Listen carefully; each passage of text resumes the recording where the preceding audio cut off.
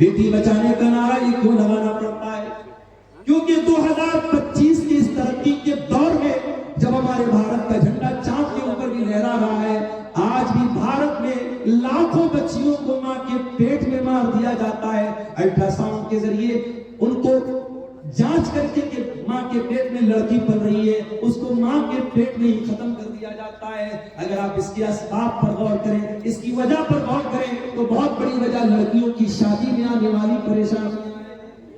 نہیں چاہتے لوگ کہ ہم یہ بوال کیوں کریں، ہمیں نہیں چاہیے لڑکی، لڑکا ہوگا تو لائے گا اور لڑکی ہوگی تو لے کے جائے گی، یہ سوچ ہے آج سماج کی۔ میرے پیارے ساتھ وہ لوگوں، شریعت دو چیزوں کا نام ہے، عبادت کس کی؟ عبادت صرف اللہ کی، اور عبادت کیسی؟ عبادت رسول کے جیسی، اور عبادت رسول کے جیسی جب کرنا ہے تو نکاح اور شادی بیاہ بھی یہ آپ کی زندگی کا ایک بہت اہم حصہ ہے۔ ہمیں اور آپ کو یہ دیکھنا پڑے گا کہ نبی کے دور میں شادی بیاہ کیسی ہوتی۔ اور ایک بات بولوں آپ سے، ہمارے نبی نے جو کام کیا ہے وہ کام کرنا بھی عبادت ہے، اور جو ہمارے نبی نے کام نہیں کیا ہے اور کرنے کا تقاضا تھا وہ کام نہ کرنا بھی عبادت ہے۔ مثال کے طور پہ اللہ کے نبی خانہ کعبہ کا طواف کرتے تھے۔ خانہ کعبہ کے 4 کونے تھے، ایک کونے کا نام حجر اسود تھا، ایک کونے کا نام رکن یمانی، اور 2 کونے اور تھے جو رکن شامی کہلاتے تھے۔ اللہ کے پیارے نبی جب خانہ کعبہ کا طواف کرتے تھے تو حجر اسود کا استلام کرتے تھے، اس کو ہاتھ لگاتے تھے، اور اسی طریقے سے رکن یمانی کو ہاتھ لگاتے تھے۔ 4 کونوں میں سے صرف 2 کونوں کو اللہ کے نبی ہاتھ لگاتے تھے، اور حجر اسود کو اگر موقع ملتا تھا تو چوم لیتے، موقع ملے تو چوم لینا چاہیے۔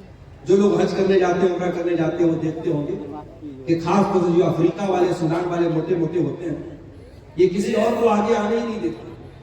اب انڈیا اور پاکستان کے دبلے پتلے لوگ تو پہلے ان موٹے لوگوں کو دیکھ کے کنارے میں بھائی ہٹ جاؤ ہٹ جاؤ، وہ سب تو ایسا دائیں بائیں کیونی لگا کہ آپ کو ایسا ماریں گے کہ آپ بے ہوش ہو جائیں۔ تو وہاں پر بھی دھکی دھکا ہو رہی ہے۔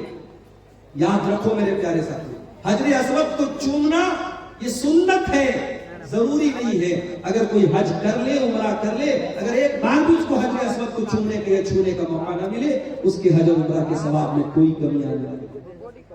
ایک سال عمرہ کر کے آئے اپنی اہلیہ کے ساتھ، تو کہنے لگے کہ مولانا میری بیوی کو بڑی شکایت ہے۔ میں نے کہا کیا شکایت ہے؟ بولے وہ کہنے لگی کہ وہ خانہ کعبہ پہ ہم دونوں کا سپنا تھا میاں بیوی کا کہ اپنا ہاتھ رکھ کے ہم سیلفی لیتے۔ اب خانہ کعبہ کے پاس بھی یہ نوٹنکی ہو رہی ہے، وہاں پر بھی میاں بیوی دونوں اپنا ہاتھ رکھ کے فوٹو لے رہے ہیں، اور پھر اس کو ڈی پی بنایا جاتا ہے کہ یہ ہم نے یہ کام بہت بڑا کام تھا۔ اگر یہ بہت بڑا کام تھا، میاں بیوی کا اپنا ہاتھ خانہ کعبہ کے غلاف پہ رکھنا بہت بڑا کام تھا، میرے نبی نے بھی تو حج کیا تھا، میرے نبی نے بھی تو عمرہ کیا تھا، آپ نے کیوں نہیں اپنی بیویوں کے ساتھ خانہ کعبہ کے غلاف پر ہاتھ رکھا؟ آج افسوس کی بات ہے کہ اس طریقے کی نوٹنکی کے لیے اور اس طریقے کی چونچلے بازی کے لیے لوگ دھکے کھاتے ہیں، عورتوں کی بے حرمتی ہوتی ہے، مردوں سے دھکے کھا کر کے عورتیں وہاں تک جاتی ہیں، کوئی ضرورت نہیں ہے میرے پیارے ساتھی۔ نبی نے جو کام کیا ہے وہ کرنا سنت ہے، اور نبی نے جو کام نہیں کیا ہے وہ نہ کرنا سنت ہے۔ نبی نے شادی کی ہے، شادی کرنا بھی سنت ہے۔ اگر آپ شادی کرنے کے قابل ہیں اور شادی نہیں کر رہے ہیں تو یہ بھی غلط بات ہے۔ ہوگا کسی اور مذہب میں یہ سسٹم، شادی مت کرو، دنیا چھوڑ دو، زندگی بھر ننگے رہو، اسلام میں ایسا کوئی کانسیپٹ نہیں ہے۔ اللہ کے نبی کے ایک صحابی تھے، ان کا نام تھا عثمان بن مظعون رضی اللہ تعالیٰ عنہ۔ انہوں نے طے کر لیا کہ میں شادی نہیں کروں گا۔ انہوں نے یہاں تک طے کر لیا کہ وہ اپنے آپ کو شادی کے قابل ہی نہیں رکھیں گے، وہ اپنے آپ کو خصی کرا لیں گے، اپنے خوشیوں کو نکلوا ڈالیں گے، اپنے آپ کو شادی کے قابل ہی نہیں چھوڑیں گے۔ انہوں نے ایسا بھی ارادہ کر لیا۔ اللہ کے پیارے نبی کو پتا چلا، آپ نے بلوایا، آپ نے فرمایا یا عثمان، اے عثمان اتبتغی رہبانیۃ، کیا تم رہبانیت اختیار کرنا چاہتے ہو؟ کیا تم وہ مذہب اختیار کرنا چاہتے ہو جو اللہ کو پسند نہیں، جو رسول کو پسند نہیں؟ اے عثمان کان کھول کر کے سن لو، میں اللہ کا رسول ہوں، میں نماز بھی پڑھتا ہوں اور میں رات کو آرام بھی کرتا ہوں، میں روزہ بھی رکھتا ہوں اور میں کبھی کبھی گیپنگ بھی دیتا ہوں، میں کنٹینیو روزہ نہیں رکھتا ہوں، یعنی نفل روزہ، اور میں نے نکاح بھی کیا ہے، میں نے شادی بھی کی ہے، اور یہی میرا طریقہ ہے، اور جو میرے طریقے سے ہٹ جائے اس کا مجھ سے کوئی تعلق نہیں ہے۔ شادی کرنا یہ میرے نبی کی سنت ہے، بیوی بچوں کو چھوڑ کر دنیا گھومنا یہ میرے نبی نے نہیں سکھایا۔ آپ دنیا کا حق ادا کر ہی نہیں سکتے جب تک آپ اپنی بیوی کا حق ادا نہ کریں، اپنے بچوں کا حق ادا کریں۔ اس لیے میرے پیارے ساتھیوں، یہ دو اصول یاد رکھنا، عبادت کس کی؟ عبادت صرف اللہ کی، اور عبادت کیسی؟ عبادت رسول کی جیسی۔ اور آج جو پوری دنیا میں ہم جوتے کھا رہے ہیں، ذلیل ہو رہے ہیں، کھار ہو رہے ہیں، معاف کرنا، ہم انہی دونوں اصولوں سے ہٹے ہیں، یا تو عبادت میں اللہ کے علاوہ کسی کو شریک کیا ہے، یا اطاعت میں رسول کے ساتھ کسی کو شریک کیا۔ آج آپ دیکھیں مسلمان ہندوستان میں پہچانا جاتا ہے اجمیر شریف سے، اجمیر شریف سے اس کی پہچان ہوتی ہے کہ خواجہ صاحب کی درگاہ پر چادر چڑھائی جا رہی ہے، پرائم منسٹر کی طرف سے اور راشٹرپتی کی طرف سے چادر چڑھائی جا رہی ہے، اور مسلمان بیچارہ بڑا خوش ہوتا ہے ہماری مزار پہ پرائم منسٹر کی طرف سے چادر آ رہی ہے۔ میں کہتا ہوں میرے پیارے بھائیوں، یہ مزاروں پر چادریں چڑھانا یہ کون سے اسلام کا طریقہ ہے؟ ارے تیری قوم کے کتنے لوگ ننگے سو رہے ہیں، کتنے تیرے قوم کی بچیوں کے تن پر آج ڈھانپنے کو کپڑا نہیں ہے، اور تو اللہ کے ولیوں کے انتقال کے بعد ان کی قبروں پر چادر چڑھا رہا ہے۔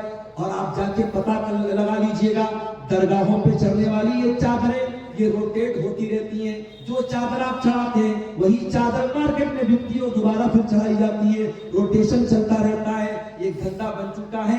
اسلام میں نہ تو کوئی پکی قبر کی اجازت ہے اور نہ کسی قبر کے اوپر چادر چڑھانے کی اجازت ہے۔ اسلام قبر پرستی کا مذہب ہے۔ ہمارے پیارے نبی نے اپنے انتقال کے پہلے اپنی امت کو خبردار کیا تھا، لعن اللہ الیہود والنصارى اتخذوا قبور انبیائہم مساجد۔ اللہ کی لعنت ہو یہودیوں کے اوپر اور عیسائیوں کے اوپر، انہوں نے اپنے نبیوں کی قبروں کو سجدہ کرنے کی جگہ بنا لیا۔ قبروں کو سجدہ گاہ بنا لینا یہ لعنتی لوگوں کا طریقہ ہے، یہ یہودی و نصارہ کا طریقہ ہے۔ آج مسلمان قبر پرستی سے پہچانا جاتا ہے۔ آج مسلمانوں کے بچوں کے ہاتھ میں اور گلے میں تعویذ یہ پہچان ہے کہ وہ مسلمان کا بیٹا ہے۔ ارے تیرے نبی نے تو کبھی تعویذ نہیں پہنا، تیرے نبی نے حسن و حسین کو دعائیں پڑھ کے دم کیا، کبھی حسن و حسین کے گلے میں تعویذ نہ ڈالا، کبھی صحابہ نے اپنے بچوں کے گلے میں تعویذ نہ ڈالا۔ تجھے شارٹ کٹ چاہیے، تو نے اسلام کا شارٹ کٹ بنا ڈالا، تو نے نظر بد سے بچنے کے لیے اور جادو سے بچنے کے لیے اپنے بچوں کے گلے میں تعویذ ڈال دیا، اور تو نے قرآن، لوگ کہتے ہیں مولانا صاحب تعویذ کے اندر قرآن لکھا ہے، کبھی جاگ کے دیکھ لینا، یہ تعویذ کو میں نے کھول کے دیکھا ہے، کوئی قرآن نہیں لکھا ہے۔ تعویذ کے اندر قرآن نہیں، شرکیہ چیزیں لکھی رہتی ہیں، یا جبریل یا میکائیل یا اسرافیل، فرشتوں کو پکارا جاتا ہے، فرشتوں کو اللہ کے سوا پکارا جاتا ہے۔ اور اگر 2 منٹ کے لیے مان بھی لیا جائے کہ تعویذ کے اندر قرآن لکھا ہے، تو قرآن تعویذ میں آپ پہنے ہوئے ہیں، اسی حالت میں بیوی سے ملاقات کر رہے ہیں، اسی حالت میں لیٹرین میں جا رہے ہیں، اسی حالت میں باتھ روم میں جا رہے ہیں، کیا یہ قرآن کی بے حرمتی نہیں ہے؟ کیا یہ قرآن کا اپمان نہیں ہے؟ میرے پیارے صاحب، ہر اس عمل سے بچو جو اللہ کی توحید سے ٹکرانے والا۔ یاد رکھو میرے بھائیوں، اگر توحید گڑبڑ ہے اللہ کا کبھی کامیاب نہیں ہو سکتا۔ اس لیے کہ اللہ قرآن میں کہتا ہے انہ من یشرک باللہ فقد حرم اللہ علیہ الجنہ، جو اللہ کے ساتھ شرک کرے گا اس کے اوپر اللہ نے جنت کو حرام کر دیا ہے، ومأواہ النار، اور ایسے انسان کا ٹھکانہ جہنم ہے، وما للظالمین من انصار، اور شرک کرنے والوں کا کوئی مددگار نہیں ہوگا، مشرک کا کوئی مددگار نہیں۔ لوگ کہتے ہیں نا سرکار کا دامن پکڑ لیں گے، سرکار کا دامن پکڑ لیں گے، ارے نبی کا دامن اور نبی کی شفاعت کسی مشرک کو نصیب نہیں ہوگی۔ اللہ کے پیارے نبی فرماتے ہیں قیامت کے دن میں اسی کے حق میں شفاعت کروں گا جو میری توحید پر قائم، جو اللہ کی توحید پر قائم ہوگا، جو لا الہ الا اللہ پر قائم۔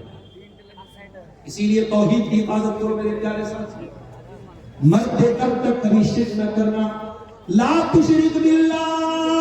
اللہ کے نبی نے معاذ بن جبل کو وصیت کی تھی، اے معاذ بن جبل، اللہ کے ساتھ کسی کو شریک مت کرنا، وَإِن قُتِلْتَ أَوْ حُرِّقْتَ، تمہیں قتل کر دیا جائے، تمہیں جلا دیا جائے، جل جانا، قتل ہو جانا، مگر اللہ کی ذات کے ساتھ کسی کو شریک نہ کرنا۔ شرک مت کرنا میرے پیارے ساتھیوں، اپنی پیشانی کو اللہ کے سوا کسی اور کو در دے. اور یاد رکھو اگر یہ شرک ہو گیا اور بغیر توبہ کے انسان دنیا سے چلا گیا تو اللہ کیا اس کی معافی نہیں. ان اللہ لا یغفر ان یشرک بہ ویغفر ما دون ذلک لمن یشاء. جو دنیا سے شرک کر کے چلا گیا اور شرک کی حالت میں مر گیا، اللہ فرماتا ہے اس مشرک کی ہم مغفرت نہیں کریں گے. مشرک کی اللہ تعالیٰ کے معافی نہیں. اچھا میں ایک مثال سے بات کرتا ہوں. مکان آپ کا ہے، گھر آپ کا ہے، کوئی دوسرا آ کر کے آپ کے مکان پہ قبضہ کر لے اور آپ کے مکان کو اپنا مکان کہے کہ آپ گوارا کریں گے. آپ کی بیوی نکاح آپ کر کے لائے اور آپ کے بجائے کسی اور کو شوہر مانے، کیا آپ گوارا کریں گے؟ نہیں، میری بیوی ہے، میرے علاوہ کسی اور کو نظر بھر کے دیکھے ہم تو یہ بھی گوارا نہیں کریں گے. جب ہماری غیرت یہ تقاضا کرتی ہے کہ جو چیز ہماری ہے اس پر کسی اور کا حق نہ ہو. اللہ تو ہم سے زیادہ غیرت والا ہے، اللہ تو سب سے زیادہ غیرت والا ہے. اللہ کی غیرت کو گوارا نہیں ہے کہ عبادت میں اللہ کے ساتھ کسی کو شریک کیا جائے. تو عبادت کس کی؟ عبادت صرف اللہ کی. اب آؤ ذرا دوسرے سوال پر ہم غور کریں. عبادت کیسی؟ عبادت رسول کے جیسی. آج ایک نماز آپ پڑھتے ہیں، کسی مسجد میں چلے جاؤ کوئی سینے پر ہاتھ مانگ رہا ہے، دوسری مسجد میں چلے جاؤ ناف کے نیچے ہاتھ مانگ رہا ہے، تیسری مسجد میں چلے جاؤ ہاتھ چھوڑ کے نماز پڑھ رہا ہے. ایک نماز اسلام کی عبادت ہے، 36 طریقے سے نماز پڑھی جا رہی ہے. ہر مسجد میں ایک نیا طریقہ ہے. ایک مسجد میں گئے السلام علیکم ورحمۃ اللہ، السلام علیکم ورحمۃ اللہ کہنے کے بعد امام صاحب اور مقتدی لوگ زور سے کہتے ہیں اللہ اکبر، استغفر اللہ استغفر اللہ استغفر اللہ. دوسری مسجد میں گئے، امام نے سلام پھیرا، جلدی سے ہاتھ اٹھایا، امام دعا کرنے لگا، پیچھے مقتدیوں نے بھی ہاتھ اٹھایا اور امام کی دعا پر آمین کہا. نماز کے طریقے میں اتنا متبھید کیوں ہے؟ نماز کے طریقے میں اتنا فرق کیوں ہے؟ کیوں اپنے اپنے مسلک کی طریقے کی نمازیں بنا کے آپ نے رکھی ہیں؟ آؤ میرے پیارے ساتھیوں، آج اس اسٹیج سے مدرسہ اسرائیلیہ کے اس اسٹیج سے آپ کو اتحاد کی دعوت دیتا ہوں، آپ کو ایکتا کی دعوت دیتا ہوں. آؤ نماز کا وہ طریقہ چلے گا جو جناب محمد رسول اللہ صلی اللہ علیہ وسلم نے بیان کیا. اور آپ نے فرمایا صلو کما رأیتمونی اصلی. اے میرے امت کے لوگوں، اس طریقے پر نماز پڑھتے رہو جس طریقے پر تم نے نماز مجھ کو پڑھتے ہوئے دیکھا ہے.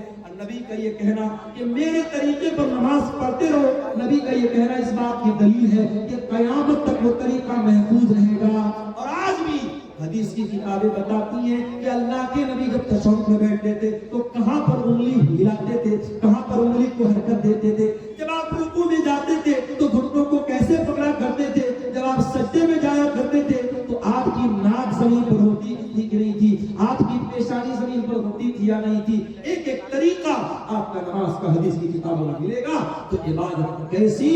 عبادت رسول کی جیسی. یہ اتنا نازک معاملہ ہے کہ آپ اس میں کوئی پھیر بدل نہیں کر سکتے.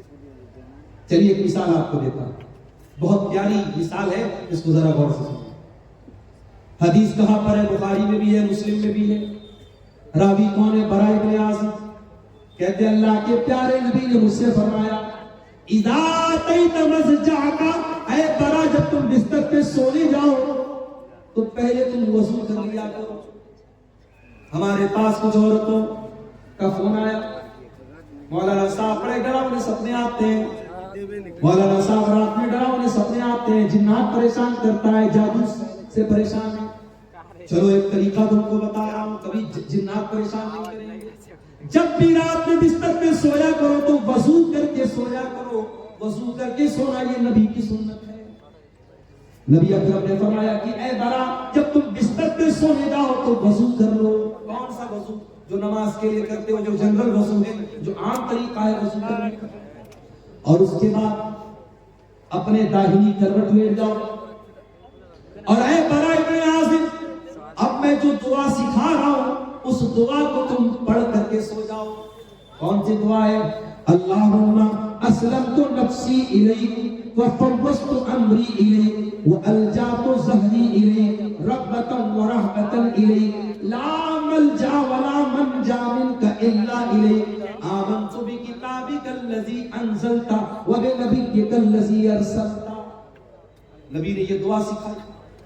دعا کا مطلب کیا ہوا؟ یہی تو بڑے افسوس کی بات ہے. ہم دعائیں پڑھتے ہیں, دعاؤں کا مطلب بھی جاننے کی کوشش نہیں کرتے. کتنی پیاری دعا ہے. اللہم اسلمت نفسی الیک. اے اللہ میں بستر پہ سونے جا رہا ہوں, نہیں معلوم صبح زندہ اٹھوں گا کہ نہیں اٹھوں گا. اے اللہ میں اپنے آپ کو تیرے حوالے کر کے جا رہا ہوں. وَفَوَّضْتُ أَمْرِي إِلَيْكَ. اور اے اللہ میری تجوری میں کتنا پیسہ ہے, میرے بچوں کا کیا بنے گا, میری بیوی کا کیا بنے گا, میرے جو بھی معاملات ہیں اے اللہ میں تیرے حوالے کر کے جا رہا ہوں. رغبۃ و رہبۃ الیک. اے اللہ میں تجھ سے ڈرتا بھی ہوں اور تیری رحمت کی امید بھی رکھتا ہوں. تیرے عذاب کا ڈر بھی میرے سینے میں ہے اور تیری رحمت کی امید بھی میرے دل میں ہے. اور اے اللہ آمنت بک لا ملجا ولا منجا منک الا الیک. اے اللہ تو جس کو پناہ دے دے, تو جس کو پناہ نہ دے اس کو کوئی پناہ دینے والا نہیں, تو جس کو نجات نہ دے اس کو کوئی نجات دینے والا نہیں. آمنت بکتابک الذی انزلت. اے اللہ میں تیری کتاب پر ایمان لاتا ہوں جو کتاب تو نے اتاری ہے. وبنبیک الذی ارسلت. اور میں تیرے نبی پر ایمان لاتا ہوں جس نبی کو تو نے رسول بنا کے بھیجا. یہ ہے دعا کا ترجمہ, دعا کا عنوان جو تھوڑا سا میں نے آپ کے سامنے کیا. اب ذرا غور سے سنیے. نبی نے دعا سکھائی, کہا کہ اے برا داہنی کروٹ لیٹ جانا وضو کر کے اور یہ دعا پڑھ لینا, اس کے بعد کچھ مت کہنا, سو جانا. اگر اسی حالت میں تم مر گئے مت علی الفطرہ تو تم فطرت پر مرو گے, جنت میں جاؤ گے. اگر یہ دعا پڑھ کے مر گئے تو جنت میں جاؤ گے, جنتی تمہاری جنت پکی ہو جائے گی. اگر اس دعا کو پڑھ کے اسی عقیدے پر تو دنیا سے. صحابہ کے زمانے میں موبائل تو نہیں تھا, ساؤنڈ ریکارڈر تو نہیں تھا, جلدی سے ریکارڈ کر لیا جائے. صحابہ تو سن کے یاد کرتے تھے. آج ہمارے پاس کتنی سہولت ہے میرے بھائی. آج آپ نے یہ دعا سنی ہے, میں نے جلدی جلدی دعا سنائی ہے. اگر آپ اس دعا کو بعد میں یاد کرنا چاہیں تو یوٹیوب پر آ جائے گی, آپ دھیرے دھیرے سن کے کسی کاپی پہ نوٹ کر کے بھی یاد کر سکتے ہیں. صحابہ تو ایسا نہیں کر سکتے تھے. حضرت برا کہتے ہیں میں جلدی جلدی اس دعا کو دہرانے لگا, میں ریپیٹ کرنے لگا اس کو یاد کرنے کے لیے. جب میں دہرانے لگا تو پوری دعا تو میں نے صحیح پڑھی, بس ایک جگہ تھوڑی سی غلطی مجھ سے ہو گئی. نبی نے کیا دعا سکھائی تھی؟ آمنت بکتابک الذی انزلت وبنبیک الذی ارسلت. میں اللہ کی کتاب پر ایمان لاتا ہوں اور اللہ کے نبی پر ایمان لاتا ہوں. میرے منہ سے نبی کی جگہ رسول کا لفظ نکل گیا, وبنبیک الذی کی جگہ وبرسولک الذی کا لفظ نکل گیا. ایک لفظ کی مسٹیک ہے. اور علماء جانتے ہیں کہ نبی اور رسول میں بڑا باریک سا فرق ہے, کوئی بہت خاص بات نہیں ہے. تھوڑا سا ڈیفرنس ہو گیا, صحابی کے منہ سے نبی کی جگہ رسول کا لفظ. نبی نے اتنا بھی گوارا نہیں کیا. نبی نے کہا ہے برا ریپیٹ کر, دوبارہ پڑھ, تو نے صحیح نہیں پڑھی ہے, تجھے وہی پڑھنا پڑے گا جو میں نے سکھایا. عبادت کس کی؟ صرف اللہ کی. اور عبادت کیسی؟ عبادت رسول کے جیسی. رمضان آنے والا ہے, رمضان کے بعد ایک صدقہ ہم دیتے ہیں, اس کو صدقہ فطر بولا جاتا ہے. آپ کے یہاں بھی صدقہ فطری بولتے ہیں, کہیں یہ فطرہ بھی بولتے ہیں. تو یہ جو فطرہ ہوتا ہے یہ کب دینا ہے؟ بولو بھائی, عید کی نماز کے پہلے دینا ہے یا بعد میں دینا؟ پہلے دینا. اب ذرا غور سے سننا. اللہ کے نبی فرماتے ہیں من اداها قبل الصلاۃ فهي زکات مقبولۃ. جس نے صدقہ فطر عید کی نماز کے پہلے دیا اس کا صدقہ فطر قبول ہوگا, اور جس نے عید کی نماز کے بعد دیا اس کا صدقہ فطر قبول نہیں ہوگا. فار ایگزامپل, میرے پریوار میں 10 لوگ, ہم بھائی بہن میری بیوی بچے سب ملا کے مثال دے دو 10 لوگ. اب مان لو 2.5 کلو مجھے اناج دینا ہے صدقہ فطر. اب 2.5 کلو 10 لوگوں کی طرف سے کتنا ہو گیا؟ 25 کلو. اب مان لو عید اگلے دن ہے اور آج رات میں غلہ لینے گیا, اناج لینے گیا, دکان بند ہو. اب میں نے کہا یار تو بہت لیٹ ہو گیا, کیا کریں, چلو صبح دیکھتے. صبح فجر کی نماز پڑھی, عیدگاہ گیا, عید کی نماز پڑھی. اس کے بعد دکان کھلی غلے والے کی. میں نے کہا ایک کام کر بھائی تو 50 کلو اناج دے دے مجھے 25 دینا تھا، میں ڈبل دے رہا ہوں، 50 دے رہا ہوں۔ لیکن اللہ کے نبی فرماتے ہیں کہ آپ نے عید کی نماز کے بعد میں دیا تو آپ کو صدقہ فطر کا ثواب نہیں ملے گا۔ کوانٹٹی ڈبل ہو رہی ہے، میں ڈبل ماترا میں دے رہا ہوں، مگر وہ ثواب نہیں ملے گا۔ صرف 15 منٹ کا فرق پڑ گیا، نماز کے پہلے دیتا تو صدقہ فطر قبول ہو جاتا، نماز کے بعد دے رہا ہوں تو قبول نہیں ہوگا۔ یہ ہے شریعت۔ عبادت کیسی؟ عبادت رسول کے جیسی۔ آپ ٹائمنگ بھی ذرا سی چینج کریں گے تو عبادت اللہ کا قبول ہوگی۔ ایک اور مثال دیتا ہوں، ہمارا دوسرا تہوار کون سا ہے؟ بولو بھائی، عید کے بعد کون سا تہوار ہے دوسرا؟ شب برات،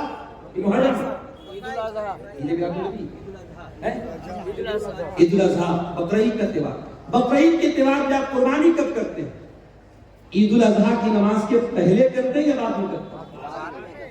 کوئی پہلے کرتا ہو ذرا ہاتھ اٹھائے، کوئی پہلے تو نہیں کرتا۔ اللہ کے نبی نے فرمایا من ذبح قبل الصلاۃ، جس نے قربانی عید کی نماز کے پہلے کی، جس نے بعد میں کی، فقط تم نسکہ، اس کو قربانی کا ثواب ملے گا۔ اور جس نے عید الاضحیٰ کی نماز کے پہلے قربانی کی، اس کو گوشت ملے گا، قربانی کا ثواب ملے گا۔ آپ ڈبل بکرا لے آئے، ڈبل جانور لے آئے، 2 کرتے تھے 4 لے آئے، لیکن اگر آپ نے عید الاضحیٰ کی نماز کے پہلے قربانی کر دی، آپ کی قربانی اللہ کے قبول ہے۔ عبادت کیسی؟ عبادت رسول کی جیسی۔ ایک اور مثال آپ کو دیتا ہوں، حج کرنے جو لوگ گئے ہیں، اللہ ان کا حج قبول کرے۔ جو اس سال جانا چاہتے ہیں، اللہ صحت و سلامتی کے ساتھ ان کو روانہ فرمائے، اور جن کے دل میں ارادہ اور خواہش ہے، اللہ زندگی میں ان کی خواہش پوری فرمائے۔ حج میں آپ جاتے ہیں، بڑے آرام سے مکہ میں ہوٹل میں ٹھہرے ہوئے ہیں، پہلے آپ گئے عمرہ کر لیا، عمرہ کر کے آرام سے نارمل کپڑا پہنا، آرام سے مکہ میں ہوٹل میں رہے۔ 8 ذی الحجہ کی تاریخ آئی، نبی کا حکم ہے 8 ذی الحجہ کی جیسے ہی تاریخ آئی، چلو حاجیو احرام باندھو اور مکہ چھوڑ کے کہاں پہنچو؟ مینا میں۔ مکہ میں آرام سے اے سی ہوٹل میں کمرے میں رہ رہے تھے، مینا میں ٹینٹ لگا ہوا ہے، ہزاروں لاکھوں لوگ وہاں ہیں، وہاں ٹینٹ میں ہم کو جا کے رہنا ہے، اور وہاں جا کے کیا کرنا ہے؟ بس 5 ٹائم نماز پڑھنا ہے، 4 رکعت والی نماز کو 2 پڑھنا ہے، وہاں کوئی کام نہیں، صرف نماز پڑھنا ہے۔ اب کوئی اللہ کا بندہ کہے کہ یا اللہ میں آرام سے ہوٹل میں رہ رہا تھا، اے سی میں رہ رہا تھا، حرم میں نماز پڑھ رہا تھا، ایک نماز کا ثواب 1 لاکھ نماز کے برابر مل رہا تھا، مجھے مینا کیوں بھیجا جا رہا ہے؟ جواب یہ ملے گا عبادت کیسی؟ عبادت رسول کے جیسی۔ دین تیری مرضی کا نام نہیں ہے، دین تیری منمانی کا نام نہیں ہے۔ جہاں میرے نبی کا حکم ہے کہ تجھے مینا جانا ہے، تجھے جانا پڑے گا۔ 9 ذی الحجہ کی تاریخ آئی، حاجی کو حکم ملا، چل حاجی چل تو مینا سے عرفات جا۔ عرفات میں حاجی پہنچا، وہاں جا کے ظہر پڑھ لیا، عصر پڑھ لیا، ظہر و عصر ایک ساتھ پڑھ لیا۔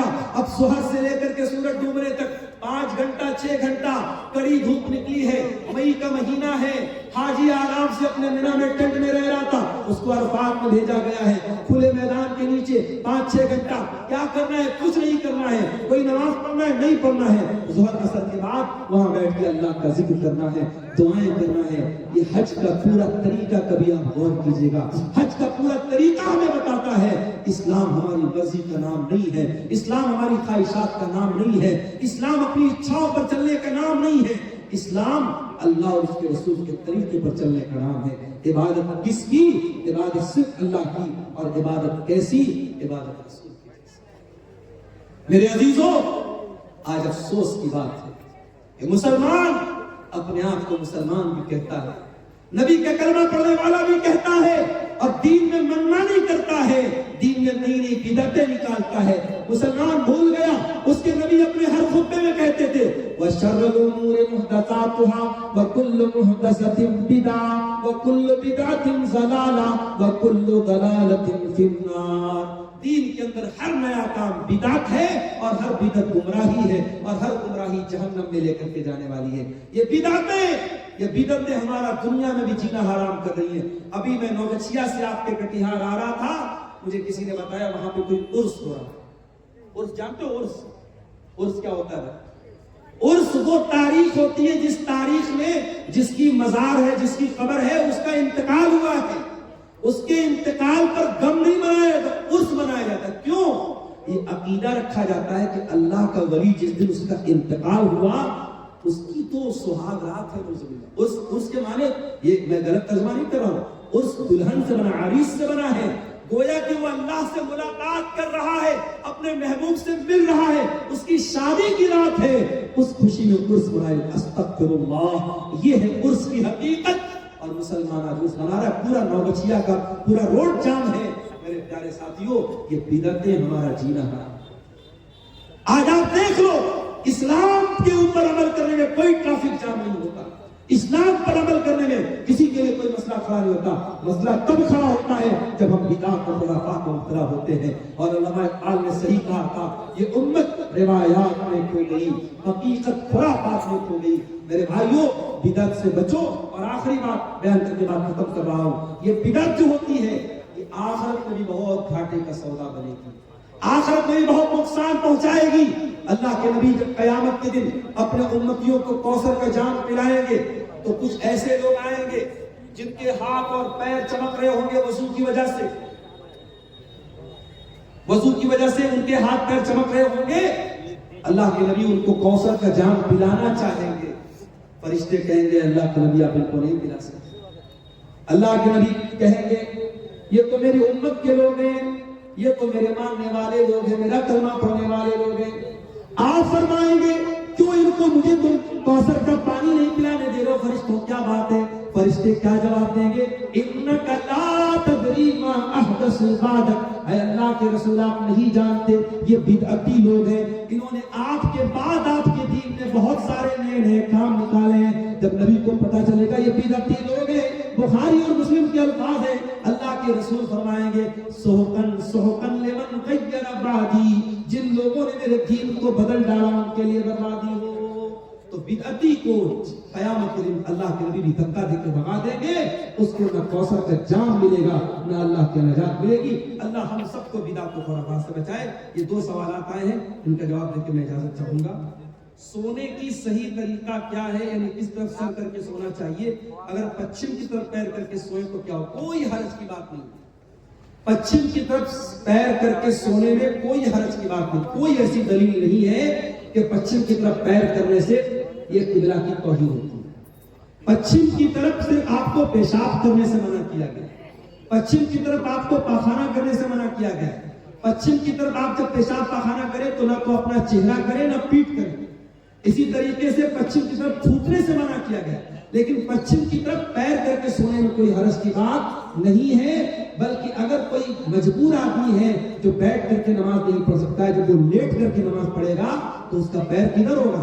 پچھم کی طرف ہی ہوگا۔ لہٰذا اچھا، سونے کا صحیح طریقہ کیا ہے؟ بہت آسان ہے، آپ داہنی کروٹ لیٹ جائیں اور اپنے گال کے نیچے اپنا ہاتھ رکھ لیں اور جو دعائیں اللہ کے نبی نے سکھائی ہے وہ دعائیں پڑھ کے سوئیں، وضو کر کے سوئیں تو یہ زیادہ بہتر ہے۔ یہ طریقہ جو سونے کا بتایا گیا۔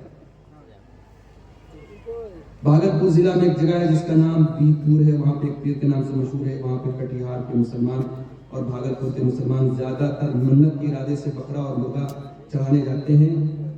بالکل غلط ہے۔ شب برات میں روزہ رکھتے ہیں؟ اسی ضمن میں شب برات کا 14-15 روزہ رکھنا ضروری ہے۔ دیکھیے، شب برات کا روزہ ثابت نہیں ہے، لیکن ہر مہینے کی چاند کی 13, 14, 15 تاریخ کا ایام 20 کا روزہ، جو چاندنی راتوں کا روزہ ہوتا ہے، وہ اللہ کے نبی رکھتے تھے۔ تو اگر آپ ہر مہینے رکھتے تھے تو شعبان میں بھی رکھیے۔ اگر شعبان میں آپ رکھنا چاہتے ہیں 13, 14, 15 کا آپ روزہ رکھ سکتے ہیں، لیکن خاص 15 شعبان کا شب برات کا روزہ بالکل غلط ہے، اس کا کوئی ثبوت نہیں۔ اسی طریقے سے بھی یہ جو بھائی نے بتایا بیت پور میں جا کے مرغا اور بکرا چڑھا ہے، بالکل غلط ہے، حرام ہے۔ وما اہل بہ لغیر اللہ، اللہ کے سوا کسی اور کے نام سے اگر جانور ذبح ہو رہا ہے شرک ہے، نہ تو اس جانور کا گوشت کھانا جائز ہے، اور ایسا کرنا اللہ کے ساتھ شرک کرنا ہے۔ جس طریقے سے نماز عبادت ہے، روزہ عبادت ہے، اسی طریقے سے جانور ذبح کرنا بھی عبادت ہے۔ جانور آپ صرف اللہ کے نام سے ہی ذبح کر سکتے ہیں۔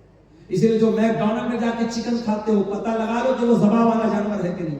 اگر میک ڈونلڈ میں جھٹکا والا ہے یا مشین کے ذریعے کاٹا گیا جانور ہے، اللہ کا نام نہیں لیا گیا ہے، تو وہ چکن اور مٹن آپ کے لیے کھانا جائز نہیں۔ جہاں بھی ہوٹل میں کھانا کھاؤ تحقیق کر لو، اگر اطمینان نہیں ہے तो वेज खा लो, नॉन वेज मत खाओ, कोई ऐसा गोश्त मत खाओ जिसके बारे में डाउट है कि उस पर अल्लाह का नाम लिया गया है या नहीं लिया गया है।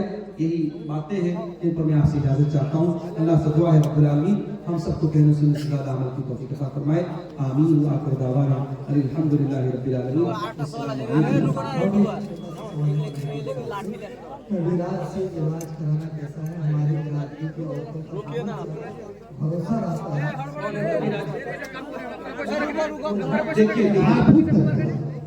देखिए अगर कोई हकीम है, कोई वैद्य है जो दवाओं से इलाज कर रहा है, उससे तो आप इलाज करा सकते हैं, चाहे वो मुसलमान हो या गैर मुस्लिम। लेकिन ये कबीराज कोई साहब है, अब अगर वो टुटके से इलाज कर रहे हैं, कुछ मंत्र पढ़ रहे हैं, तो ऐसे इंसान के पास जो मंत्र वगैरह के जरिए या ये कह लीजिए जादू के जरिए या ये कह लीजिए अपनी रूहानी ताकत के जरिए इलाज कर रहा है, उसके पास जाकर इलाज कराना हराम है। ऐसे बहुत सारे ओझा और बाबा होते हैं, वो मरीज को ऐसे हाथ लगा देते हैं, मरीज ठीक हो जाता है। ये सब शैतानी ताकतें हैं, कभी खबरदार इनके पास नहीं जाना। आप तकलीफ बर्दाश्त कर लो, लेकिन शिर्क की अड्डों पर मत जाओ मेरे प्यारे साहब, बिल्कुल ये गलत है। और मुसलमान औरतें अगर वहां जा रही हैं, गलत कर रही हैं, उनके घर के गार्जियन को चाहिए कि अपने घर की औरतों को ऐसा नहीं करें। ठीक है सर।